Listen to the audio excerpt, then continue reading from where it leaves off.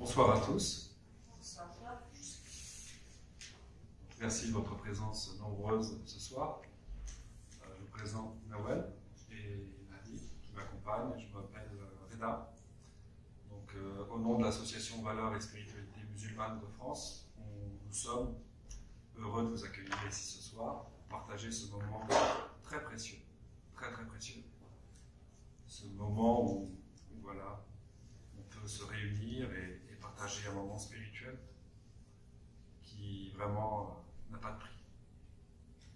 Donc je vous remercie d'avoir d'une certaine façon fait un effort pour vous déplacer, pour nous rejoindre et partager ce plat spirituel. Donc l'association Valeurs et Spiritualité Musulmane de France propose un certain nombre d'activités autour de la spiritualité. Voilà. Donc n'hésitez pas à aller sur leur page Facebook, VSMF France, il me semble. Par ailleurs, elle est quelque part la vitrine d'une voie spirituelle qui s'appelle la voie Soufie Qadiriya Bouchishia, qui voilà, porte le nom de son guide spirituel éponyme, Sidi Jamal Al-Qadiri Al-Bouchish. Donc le guide spirituel est au Maroc et les disciples voilà, cheminent à travers le monde. Quant au programme de ce soir, je vais vous présenter succinctement une intervention de ma part autour de la spiritualité. Ensuite, Nadi nous mettra voilà, un petit peu en musique, à l'œuvre, au travail, dans le cadre d'un exercice autour de la présence spirituelle, de la présence à soi. Et ensuite, la Nawab qui va nous réciter un conte, je n'en dis pas plus, garde la surprise, de Rumi, Jalaluddin Rumi, mystique soufi du XIIe siècle, très connu pour ses poèmes, ses livres.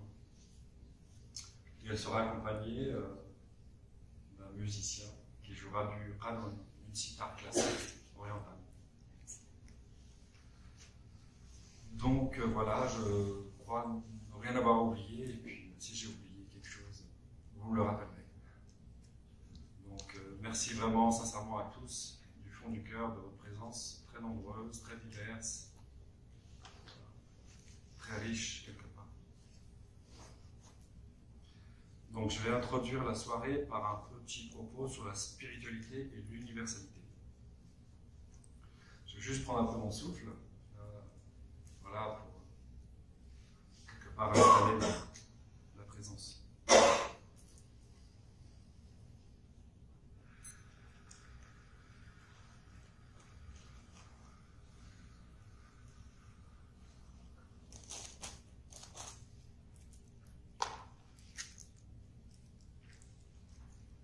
Dans le Coran, Dieu affirme clairement une égalité spirituelle ou ontologique entre l'homme et la femme. Tous les deux ont été créés d'une âme unique. On peut citer ce verset tiré du Coran. C'est lui, Dieu, qui vous a développé à partir d'une âme unique. La tradition primordiale, la religion éternelle, nous rappelle que notre ancêtre commun, Adam, est un être androgyne. C'est-à-dire qu'il était neutre, masculin et féminin étaient inscrits, déposés au sein du même être. Et ce n'est que lorsque Ève est créée, à partir de cette androgyne primordiale, qu'Adam devient masculin et Ève féminin. Il reste chez chacun de nous, hommes et femmes, un souvenir de cette androgynie primordiale. Masculin et féminin, hommes et femmes, nous sommes les singularités, ou les deux singularités du même être humain. Ou nous sommes le binôme du même être humain. Nous sommes les deux versions du même être originel.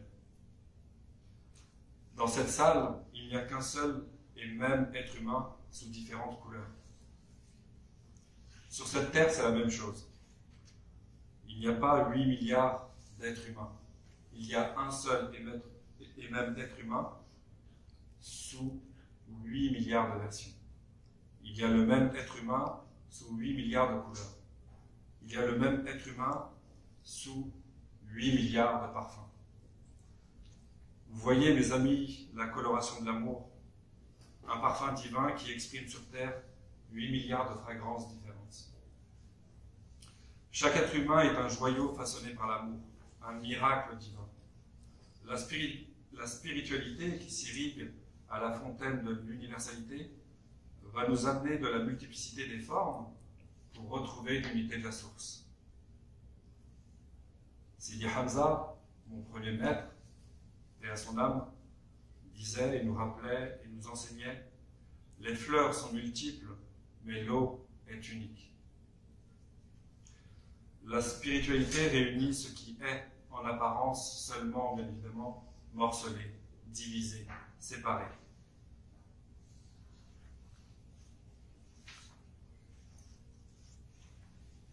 Et comme la spiritualité soufie nous amène à l'universalité, je ne pouvais pas parler du masculin et du féminin.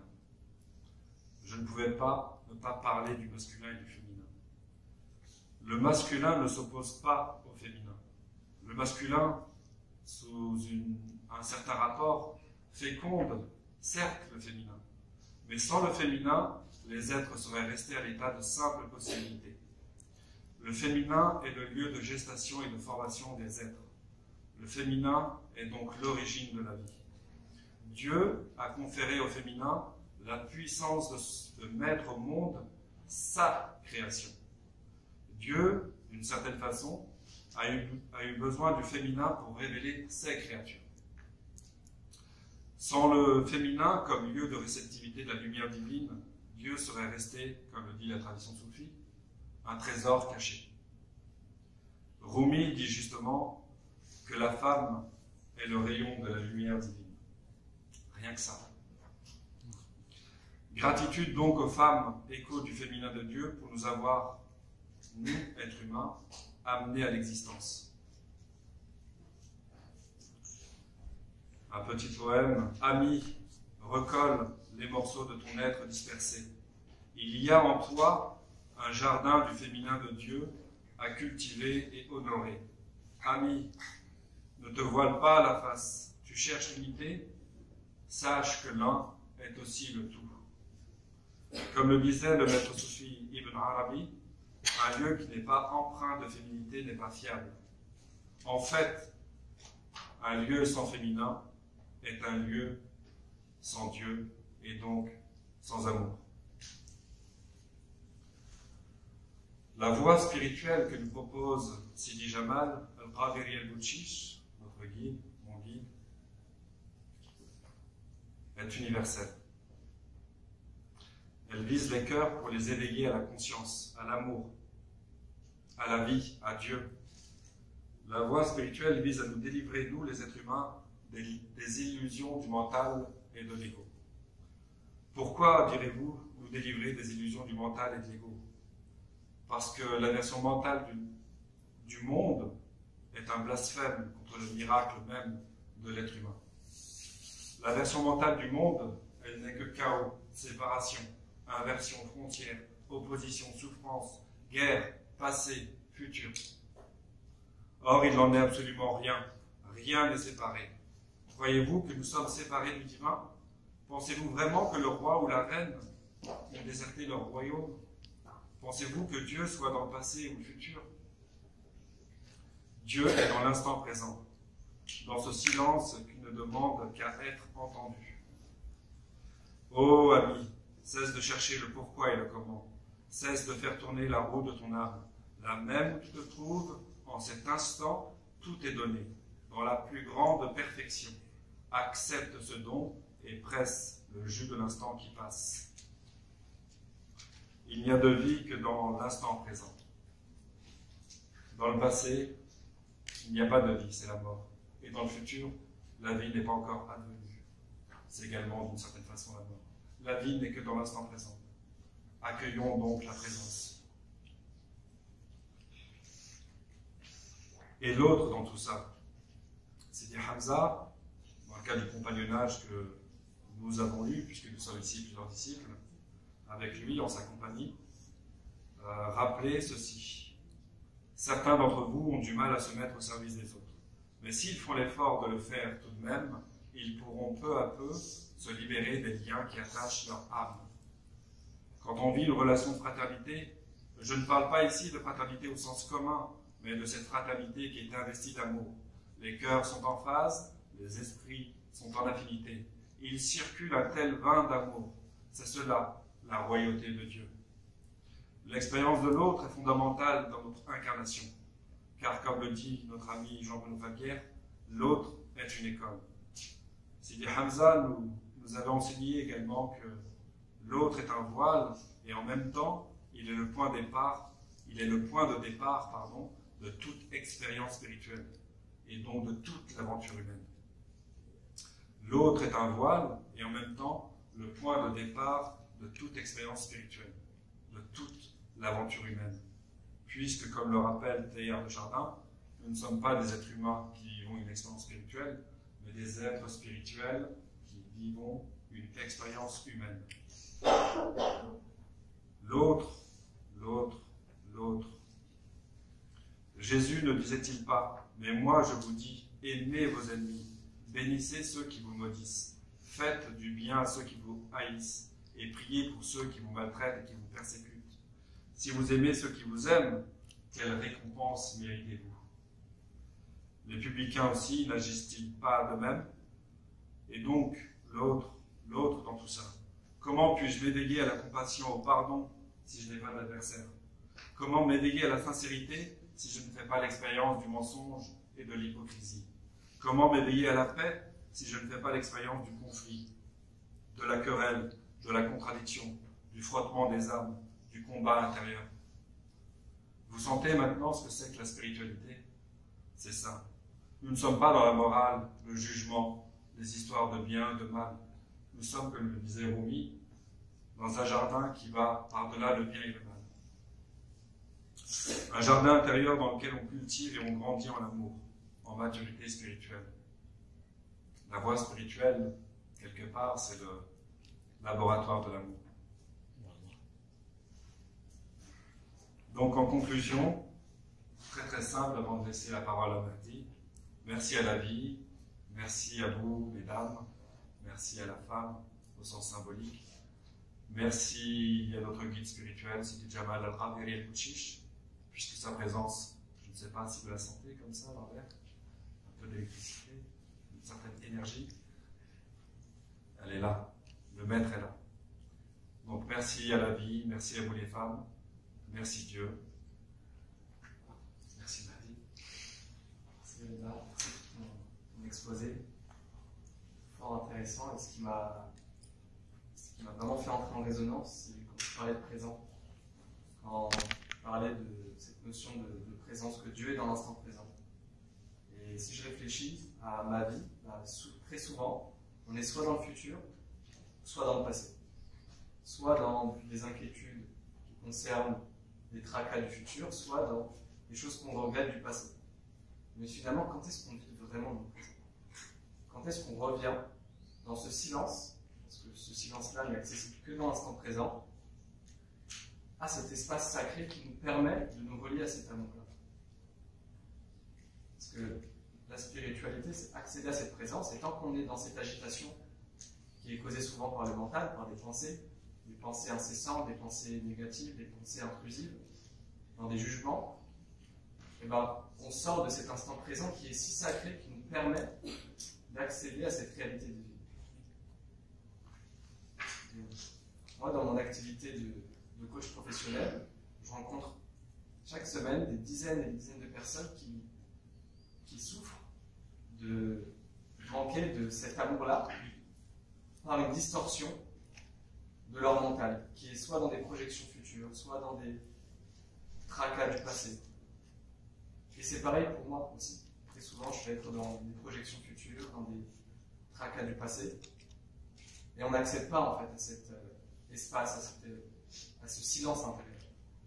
Donc ce que j'aimerais vous proposer, ce que j'aimerais qu'on fasse, c'est un exercice de présence corporelle, un exercice qui nous permet d'apaiser ces pensées. Qui dans cette salle a des pensées négatives, des pensées incessantes qui l'empêchent d'être dans le présent et de se sentir bien dans la salle? Qui a des... Je pense qu'on vit beaucoup ça, ça permet de voir les menteurs dans la salle. Je les invite. on vit tous ces pensées incessantes. Le mental, c'est le mental qui nous empêche d'accéder à la spiritualité. C'est le mental qui nous empêche d'accéder à cette source d'amour inconditionnel, et d'autant plus chez des personnes qui vont être en quête de spiritualité, en lisant sur le domaine, en s'instruisant sur la spiritualité. Mais très souvent, on va juste renforcer le mental au travers de concepts, au travers d'apprentissage, et on va juste créer de plus en plus de voiles qui nous séparent de cet objectif qui est au final d'accéder à la réalité divine. Et si la spiritualité, c'était en fait d'enlever toutes ces constructions mentales, d'enlever tout ce qu'on sait à propos de la vie, tout ce qu'on croit être vrai à propos de la vie, qu'est-ce qui se passerait si on lâchait tout ça? Si on lâchait tout ça, on accéderait à la réalité telle qu'elle est. Sauf qu'on ne l'aperçoit pas telle qu'elle est, on l'aperçoit telle qu'on est. On va juger l'autre en fonction de ce qu'on va juger à l'intérieur de soi. Et donc un des moyens d'apaiser les pensées, c'est de revenir au corps. Parce que tant qu'on a ces pensées parasites, même dans la méditation, on ne va pas bénéficier pleinement du fruit de l'invocation, de la méditation, du dhikr, de la formule de l'unicité, l'illah, cette formule qui nous permet de nous relier à la source infinie, à Dieu. Tant qu'on a ces pensées parasites, si pendant qu'on médite, pendant qu'on invoque, on est en train de penser à ce qu'on va faire juste après, ou à ce qui s'est passé au travail, et bien on n'est pas dans l'instant présent. Est-ce qu'on bénéficie pleinement de cette invocation? Est-ce que à la fin de cette méditation, on en ressort transformé par notre comportement? Moi, je pense que c'est le but, c'est qu'à la fin d'une méditation, à la fin d'une invocation, c'est qu'on puisse sentir une transformation dans notre être, sentir une transformation dans notre comportement. Mais bien souvent, ce n'est pas le cas parce qu'on est dans ce déséquilibre-là. Il y a deux moyens d'apaiser ces pensées, c'est de revenir dans le corps, et un autre moyen, c'est de les observer, sans jugement. On va faire un exercice, on va respirer tous ensemble, par le nez. On va souffler par la bouche. On inspire tous ensemble. Et on souffle par la bouche. Une longue expiration. On inspire par le nez. Tous ensemble. Et on expire par la bouche. Une longue expiration. On inspire par le nez. Et on souffle par la bouche. Tous ensemble. On inspire par le nez. Et on souffle par la bouche. On peut fermer les yeux pour mieux se concentrer. Et on va imaginer qu'on fait descendre l'énergie de la tête vers le cœur. On va commencer à se concentrer sur les sensations dans notre corps. Ce qui se passe dans notre corps. Qu'est-ce qui se passe réellement à l'intérieur de nous? Ressentez la base de votre colonne vertébrale. Ressentez les sensations. Observez peut-être sensation de chaleur, de froid, de picotement. Observez simplement de façon neutre votre bassin, l'espace entre vos hanches. Observez cet espace entre les choses, sans essayer de comprendre, d'interpréter, juste en posant délicatement votre conscience dans votre corps. Et vous pouvez remarquer, peut-être maintenant ou un peu plus tard, que vos pensées, petit à petit, se font de plus en plus rares. Vous allez maintenant sentir l'espace entre vos côtes. Observez les sensations entre vos côtes. Même si le mental revient par des pensées, gardez les yeux fermés et observez cet espace entre les côtes. Posez toute votre conscience dans cet espace-là. comme si toute votre attention était dans cet espace-là. Contemplez, observez. Inspirez dans ce silence intérieur. Observez comment vous pouvez être pleinement présent quand vous êtes dans la sensation la plus pure, la plus brute. Juste dans l'observation de ce qui se passe en vous. Posez votre conscience maintenant dans votre cœur, dans votre poitrine, dans cet espace-là. Observez simplement les sensations entre vos épaules. Observez cet espace. La sensation de chaleur, de froid, peut-être de chaud. La sensation de votre pull sur votre peau. Observez cet espace. Observez les sensations au niveau de votre cœur. Et tout en étant pleinement présent dans cet espace-là, observez à quel point vos pensées se calment. À quel point vous pouvez de plus en plus accéder à un espace de calme intérieur. Gardez votre conscience dans cet espace-là, entre vos deux épaules, entre votre poitrine et votre dos. Et imaginez que vous pouvez inspirer à l'intérieur.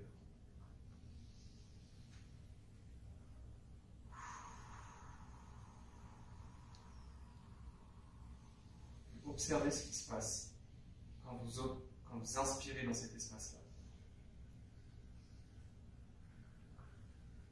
Inspirez dans cet espace-là. Et soufflez. Et voyez comme ça fait du bien d'être dans ce silence intérieur, dans cet instant présent. Posez maintenant votre attention sur l'ensemble de votre corps, sur chacune des parties de votre corps, tout en sentant le poids de votre corps sur le sol, la sensation dans vos bras, dans vos mains, dans vos pieds, dans vos hanches, dans vos genoux. Et soyez attentifs maintenant à l'espace entre les pensées.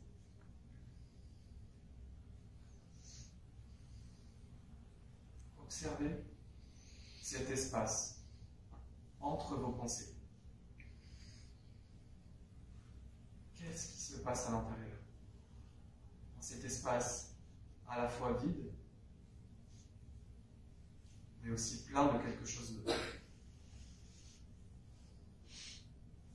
Suivez le cours de vos pensées.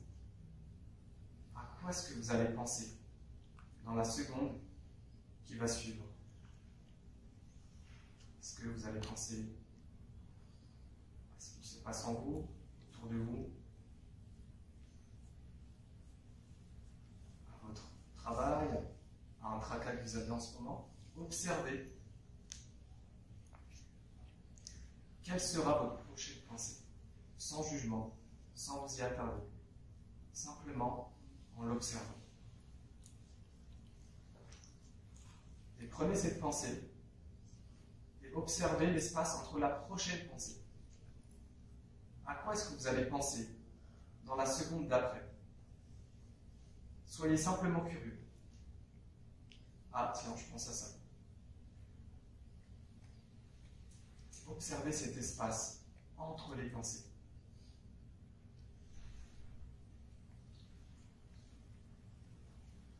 Et maintenant, à quoi est-ce que vous allez penser dans la seconde d'après?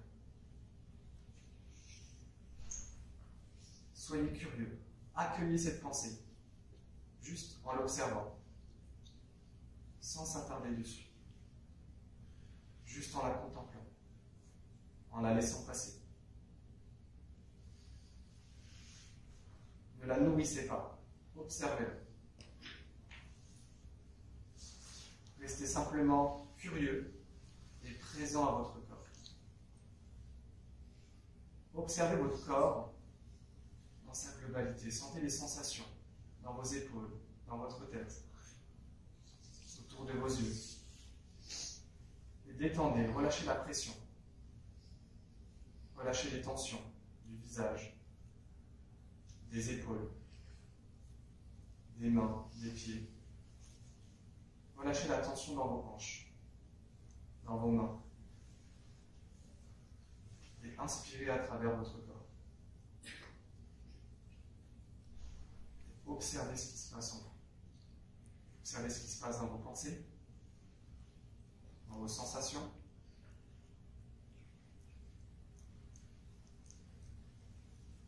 Soyez observateur de vos ressentis. Inspirez au travers tout votre être, tout votre corps, comme si chaque cellule pouvait respirer.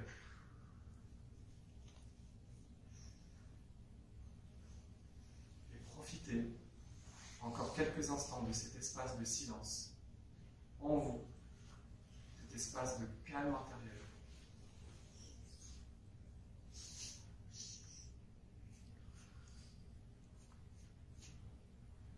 Inspirez. Expirez. Et petit à petit, revenez dans les sensations de l'ici et maintenant. Et vous pouvez, à votre rythme, réouvrir les yeux, tranquillement.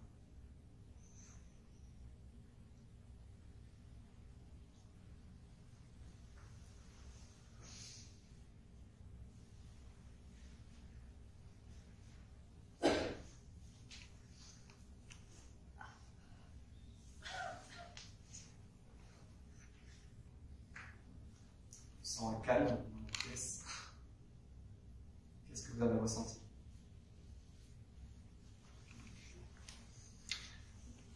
Est-ce qu'il y a quelqu'un qui aimerait partager ses ressentis? Ce qu'il a vécu en toute sincérité? Vous êtes tous timides? Simplement pour partager son ressenti, son expérience de cet exercice. Ouais. C'est un sentiment assez paradoxal parce que toutes nos pensées sont fixées vers ce que l'outil de faire ou de penser. Donc on a l'impression de faire des choses, mais tout en étant très apaisé, très concentré finalement. L'exercice notamment de la pensée, où on devait suivre nos pensées. Cet exercice, pour le coup, était très intéressant. Et au-delà de ça, autant stimulant que apaisant. Donc le paradoxe se trouvait là. Est-ce que tu as senti tes pensées se calmer un petit peu? Est-ce que vous avez senti un espace de silence intérieur en faisant l'exercice avec des pensées qui se calment? Ouais. Présence à soi. Présence à soi. Présence de son corps, d'être là, ici. Dis-nous, qu'est-ce que tu as ressenti dans l'exercice? J'ai ressenti une présence de mon corps. De mon corps qui avait un poids, qui avait une consistance. Calme. Le silence.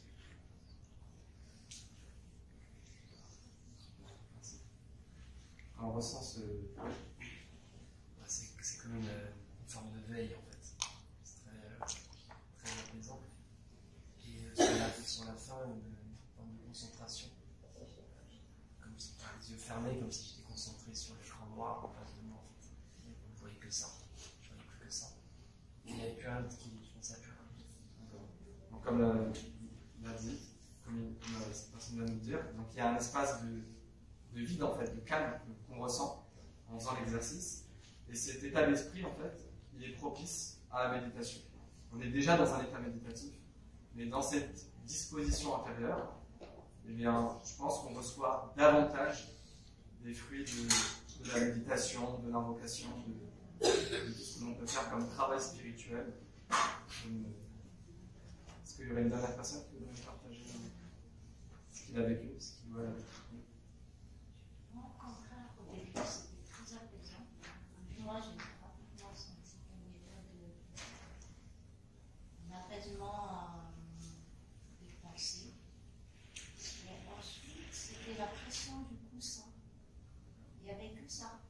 C'est comme si elle a presque écrasante ce coussin, comme si ça s'inversait. À la limite, j'aurais aimé que ça s'arrêtait pour qu'il ressentait un peu comme ça. Et avant l'exercice, tu ne ressentais pas ça? Donc, vous voyez, le fait de revenir à soi, on prend conscience de choses dont on n'avait pas conscience avant.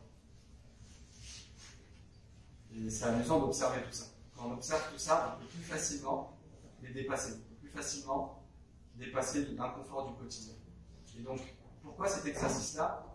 Le fait de faire cet exercice-là nous ramène dans l'instant présent, dans le silence intérieur. Et c'est une première porte d'entrée, selon moi, pour faire un travail spirituel, comme de l'invocation, se connecter à la forme de l'unicité. Il y en a qui nous connectent à la source, qui nous connectent à l'unicité, à la réalité suprême. Et quand on est présent à l'invocation, et ben c'est là qu'on est pleinement ouvert et à en récolter les fruits. En fait. Mais si pendant qu'on invoque, on est en train de penser à des choses du futur, des choses du passé, qu'on est dans de l'agitation, dans du bruit mental, dans du bruit intérieur, et ben en fait on n'en retire pas pleinement les bénéfices.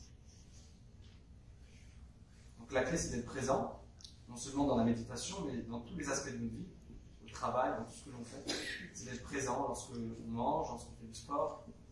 Et cet état de présence, en fait, c'est un état d'esprit à cultiver au quotidien. Je vous remercie d'avoir expérimenté cet exercice. Merci Marie, merci beaucoup. Effectivement, juste en transition, très rapidement, toute expérience spirituelle va partir d'abord du corps. Et ne pas oublier justement le corps comme point d'appui pour une expérience et un cheminement spirituel. C'est tellement vrai qu'on prie avec le corps, on jeûne avec notre lait biologique, qui doit, d'une certaine façon, être un tremplin, ce corps-là, pour une expérience spirituelle. Voilà. Donc il y a d'une certaine façon un rappel de la nécessité de partir du corps comme point d'appui pour une initiation spirituelle. Donc maintenant, sans plus tarder, notre cher Lalla Nawel, accompagné du musicien, son prénom Abdeslam, enchanté. Abdeslam et Nawel et Abdeslam. Donc un conte de Jalaluddin Rumi et un accompagnement au piano.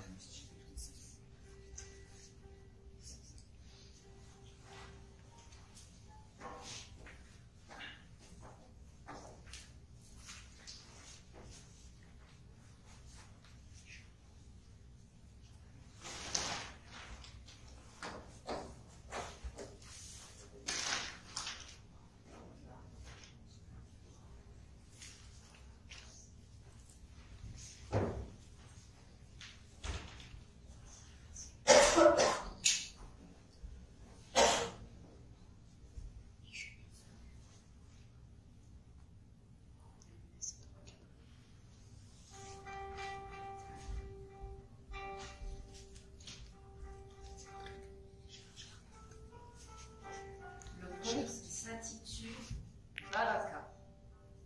Tout près de Timi, dans la ville de Garbal, vivait un homme plein de générosité, de bonté, de maturité et de raison. Sa demeure était le rendez-vous des démunis, des pauvres et des mélancoliques. Il avait pour coutume de leur distribuer le 10e de ses récoltes. Quand le blé devenait farine, on en faisait du pain, il en distribuait un 10e. Quelle que soit la nature de sa récolte, il faisait ainsi, 4 fois l'an, semblable distribution. Un jour, il donna ses conseils à ses enfants. Lorsque je serai mort, perpétuez cette tradition afin que la baraka soit sur votre récolte. Le fruit d'une récolte provient de l'inconnu, car c'est Dieu qui nous le fournit. Si vous disposez convenablement de ces largesses, la porte du profit s'ouvrira pour vous. Ainsi font les paysans qui sèment sans plus attendre une partie de leur récolte. Il peut arriver que ce qui est semé soit plus important en quantité que le reliquat. Qu'importe, ils ont confiance. De même, le cordonnier se prive de tout pour acheter des peaux, car c'est là la source de son revenu. Mais la terre ou le cuir ne sont en fait que des voiles. Et la véritable source de gain, c'est ce que Dieu nous offre. Si vous restituez vos gains à la source, vous récupérerez votre mise en centuple. Imaginez que vous ayez placé vos gains à l'endroit où vous supposez et que se trouve leur source et que rien ne pousse 2 ou 3 ans, il ne vous reste plus qu'à implorer Dieu. N'oubliez pas, c'est lui qui nous procure joie et ivresse, pas le vin ni le hashish. Aucune véritable ne nous viendra de vos oncles, aucune aide véritable ne vous viendra de vos oncles, de vos frères, de votre père ou de vos enfants. Sachez-le, un jour viendra, ils s'éloigneront de vous et vos amis deviendront vos ennemis. Pendant toute votre vie, ils n'auront fait que barrer votre chemin ainsi que des idoles. Si un ami s'éloigne de toi avec rancune, jalousie ou colère, ne t'en attriste pas, bien au contraire. Fais des aumônes et rends grâce à Dieu, car c'est par ignorance que tu étais attaché à cet ami. Mais maintenant, tu t'es dégagé de ses fils. Cherche donc un véritable ami. Le véritable ami est celui dont l'amitié ne se laisse refroidir par rien, même pas par la mort. N'oubliez pas ceci. Semez votre graine sur la terre de Dieu, afin que votre récolte soit à l'abri des voleurs et des calamités. À tout moment, le diable nous menace de pauvreté. Ne lui servons pas de gîte. Au contraire, donnons-lui la chasse, car il n'est pas digne que le faucon du sultan soit pris en chasse par une paix. Mais ce sage semer la graine de la sagesse sur un terrain aride. Dans les paroles du sage, il se trouve des milliers d'exhortations utiles. Encore faut-il une oreille pour les entendre. Qui est mieux à même de conseiller que les prophètes, puisque leurs paroles font bouger les montagnes. Les montagnes ont profité de leurs conseils, mais des hommes leur ont jeté des pierres. C'est ainsi que, hypnotisés par l'idée de sacrifier 1/10 de leurs gains, bien des hommes oublient la baraka qu'ils obtiendraient en agissant ainsi.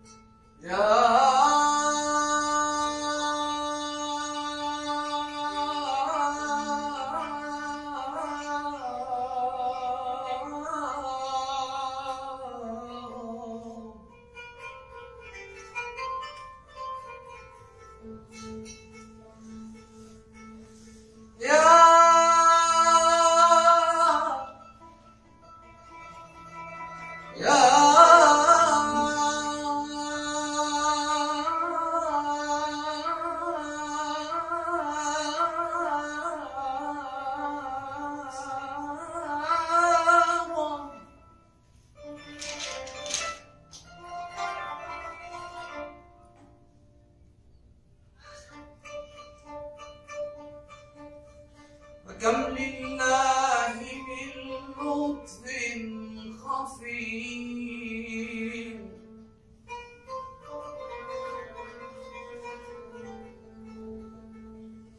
فكم لله من لطف خفي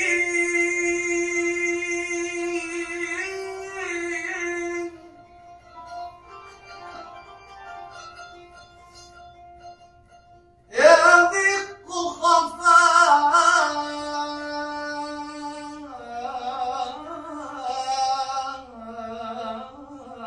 عن فهم الذكي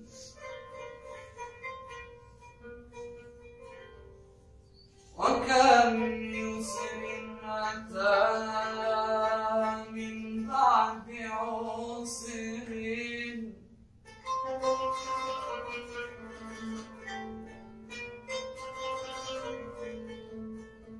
وكم يسر أتى من بعد عسر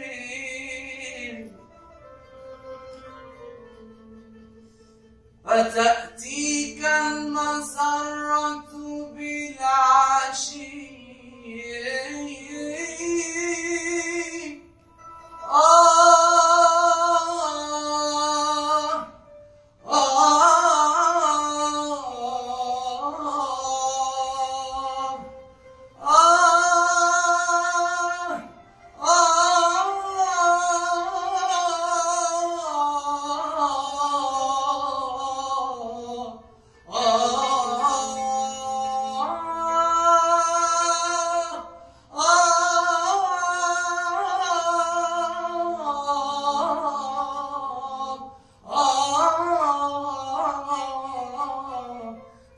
فتأتيك المسرة بالعشي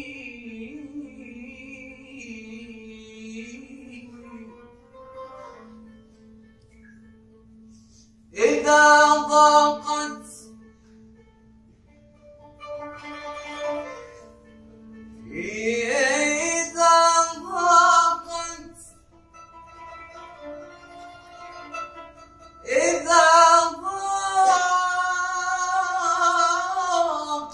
بك الأحوال يوما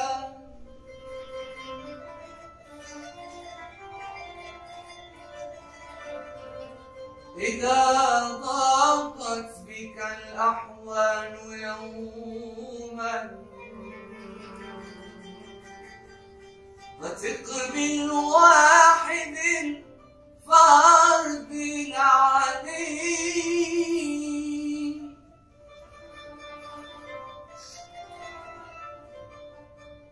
ولا تستعد ما ناب خاطب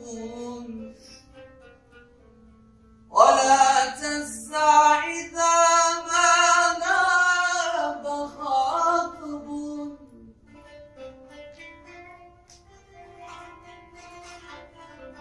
ولا تستعد ما ناب خاطب فتأتيك المسرة بالعشي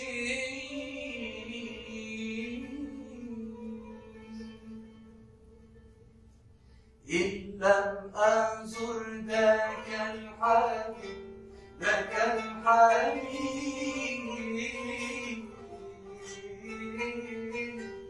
فليس لي عيش يطيب والدمع من عيني صابي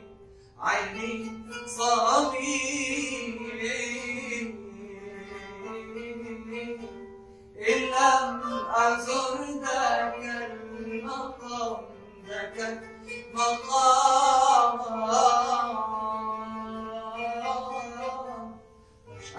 لقاك لناصري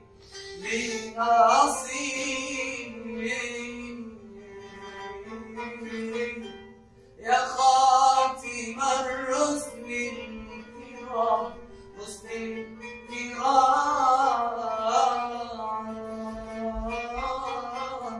يا ليت شعري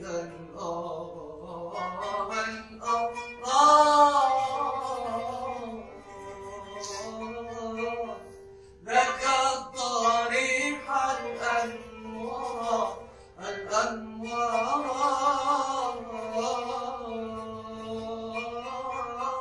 يا ليت شعري هل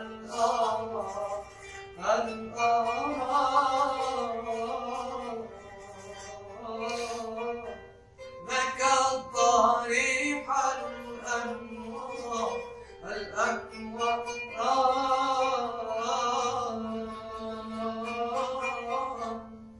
لا إله إلا الله لا إله إلا الله لا إله إلا الله لا إله إلا الله لا إله إلا الله